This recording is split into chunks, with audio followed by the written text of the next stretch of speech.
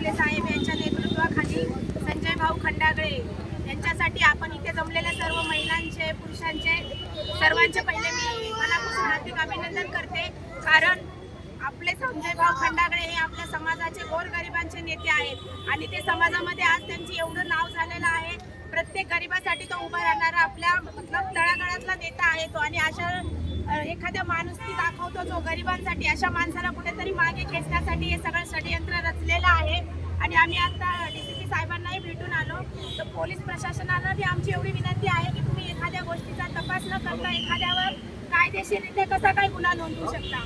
जर कोणी तुम्हाला गुन्ह्याविरोधात जर कोणी तक्रार केली असेल तर सर्वप्रथम तुम्ही त्याची सखोल चौकशी केली पाहिजे.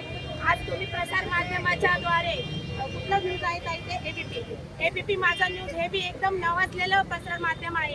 त्या माध्यमाच्या तर्फे तुम्ही एखाद्या नावलौकिक माणसाची जर प्रतिमा समाजामध्ये मलिन करत असतात तर अशा प्रसार माध्यमाला पण आमचा निषेध आहे की तुम्ही अगोदर सविस्तर सर्व माहितीचं सखोल चौकशी करा आणि नंतर एखाद्याच्या विरोधामध्ये तुम्ही अशा प्रकारे न्यूज तुम्ही म्हणजे प्रसार माध्यमाने व्हायरल करा. कारण तुमचं न्यूजचं एखादी व्हिडिओ क्लिप घेऊन आज सोशल मीडिया इतका प्रसारित आहे. एखादी न्यूज आपण सहज टाकली की ती व्हायरल होते. संजय खंडागळे हे एक छोटंसं नाव नाही आहे.